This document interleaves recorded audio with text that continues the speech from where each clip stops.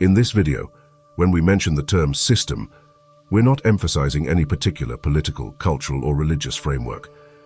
Rather, we're exploring the foundational influence that permeates all of these, shaping a multitude of human behaviors and mental states, including anger and anxiety. Essentially, it involves being governed by the forces of our environment. Upon pondering the human experience, it becomes evident that a substantial number of us are greatly swayed and directed by the external realm. Our contentment frequently relies on attaining our desires from this outer world, and in contrast, we encounter sorrow when it deprives us of things. The endorsement or criticism of others has a profound impact on us. Commendation elevates our spirits, while aversion brings us despair.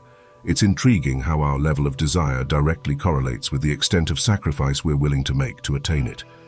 Conversely, our opposition to something is directly proportional to the price we'd pay to avoid it. These recurrent patterns of longing, avoidance, affection, detestation, preference, and aversion keep us in a continuous state of apprehension, rendering us vulnerable to influence through tactics such as shaming, blaming, and the allure of external entities like major corporations, political factions, and cults, all vying for something from us. In this manner, the world exerts its control, tempting us with incentives like a rider leading a donkey, and a majority of us dutifully comply from the cradle to the grave, much like livestock. Yet, what if we were to turn down the incentive? What if we opted to break free from this structure? The age-old philosophy of Stoicism centers on achieving liberation from the caprices of our surroundings. It's worth noting that achieving freedom from this system doesn't involve dismantling our surroundings. The external world isn't the culprit. The universe operates according to its own principles, and while we do hold some sway, we can't ultimately dominate it.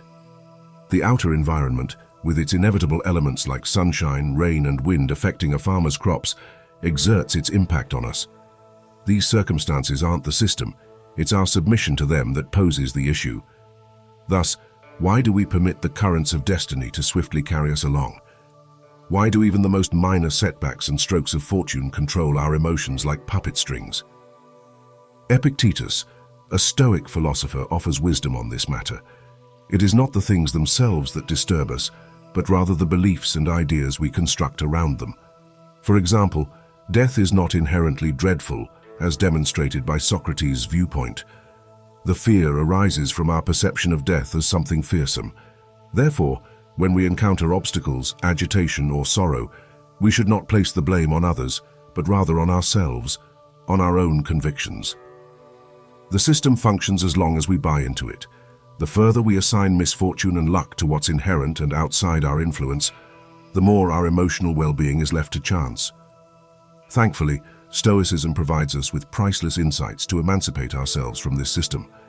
Presented here are 5 Stoic principles that can assist us in swapping a highly susceptible, unpredictable, and turbulent mode of existence for a serene and emancipated life. Before we begin, kindly ensure you are subscribed to the channel and activate the notification bell so you don't miss any empowering content. And as always, be the best version of yourself. Number 1. Sustaining a positive outlook no matter the situation. How many moments have we spent yearning for positive results and fearing the arrival of misfortune?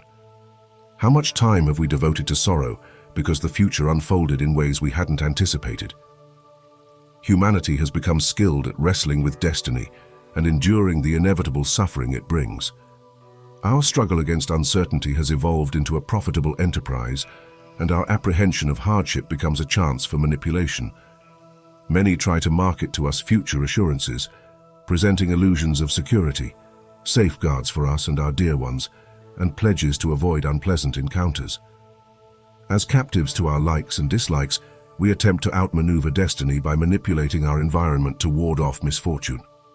Nevertheless, we cannot secure every entrance in life's vast mansion, nor can we patrol every street and alley of reality. Despite dedicating significant time, energy, and resources to protective measures, destiny always prevails.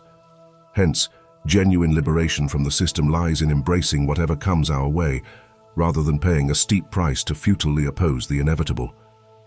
By adopting this viewpoint, we're less likely to allow others to exploit our fears, and will experience less turmoil when faced with adversity. Seneca eloquently expressed, "Why then should we be angry? Why should we lament? We are prepared for our fate.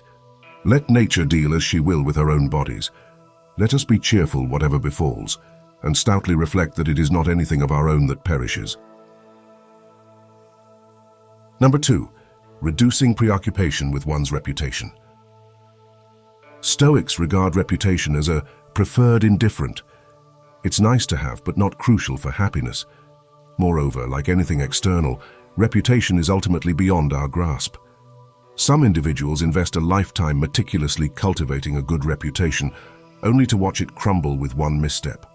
Conversely, others lead lives of misconduct and complete disregard for societal regard, yet they suddenly gain fame and admiration by chance. The conclusion is evident. Reputation is as fickle as the wind. The more we prize our status, the more we become dependent on the ever-changing opinions of others. Additionally, when we excessively worry about others' viewpoints, we make ourselves vulnerable to manipulation and exploitation, ultimately becoming enslaved to our environment. Epictetus argued that our desire for a good reputation should not compromise our mental well-being. If necessary, we should be prepared to endure things like shame, blame, exclusion, and ridicule, if doing so enables us to achieve tranquility and freedom. These latter states are within our control, and thus impervious to and independent of the opinions and judgments of others. Number 3, detach from material belongings. The societal pursuit for material wealth, where individuals invest countless hours in jobs they detest and endure exhausting routines, is fueled by the relentless chase for possessions. Society conditions us to believe that happiness is conditional, contingent on various external factors like a specific income, social status, a particular circle of friends, or a house in the suburbs. As long as we lack these, we're led to believe we cannot find contentment. However, it's imperative to scrutinize the value of these pursuits. They primarily fall within the realm where fate and fortune hold sway. Engaging in this pursuit is akin to grappling with forces we can never truly conquer. In his letter to Lucilius titled On True and False Riches, Seneca questions the true worth of these material possessions, the ornate furnishings, jewel-adorned furniture, and the like. Do they genuinely bring us happiness, or are they tools for projecting a facade of a good life? Seneca argues that our happiness should not be contingent on anything external, whether it's wealth like gold and silver, or even the most basic necessities like water and porridge. This viewpoint renders us independent of external circumstances, no matter how trivial they may seem. Seneca further asserts that genuine freedom is attained not by the person slightly influenced by fortune, but by the individual over whom fortune holds no sway whatsoever. He emphasizes the teachings of his mentor Attalus, underscoring that dwelling on these ideas enables us to strive not just to appear happy, but to authentically be happy, finding contentment within ourselves rather than seeking validation from others. Number 4, strengthening our reactions. When confronted with provocation, insults, or attempts to offend, our automatic reaction often veers towards anger and hostility. This grants others the authority to influence our emotions and actions, tying our happiness to their behavior. Individuals displaying unpleasant traits like being rude, toxic, self-absorbed, or harmful can enter our lives, much like relentless rain clouds attempting to drench us with their negativity, aiming to bring us suffering. Yet, as Viktor Frankl observed, we hold a crucial option. Between stimulus and response, there exists a gap. Within that gap lies our ability to select our response. Our growth and freedom reside in that response. If we react to these individuals with anger, fear, or hostility, we essentially surrender the key to our emotional well-being. Conversely, opting for indifference prevents them from infiltrating our hearts and minds, merely clouding the space around us. Through this choice, we protect our freedom and inner serenity. We are only enslaved if we choose to be or fail to recognize that we possess the power to choose freedom. Number 5, accepting our finite existence. Some posit that the underlying source of all fears is the dread of death. Much like the fear of pain, the fear of death can profoundly influence our way of life. The Stoics argue that a virtuous life holds greater significance than a lengthy one. While we have no say in the duration of our life, we do have control over the quality of the life we lead.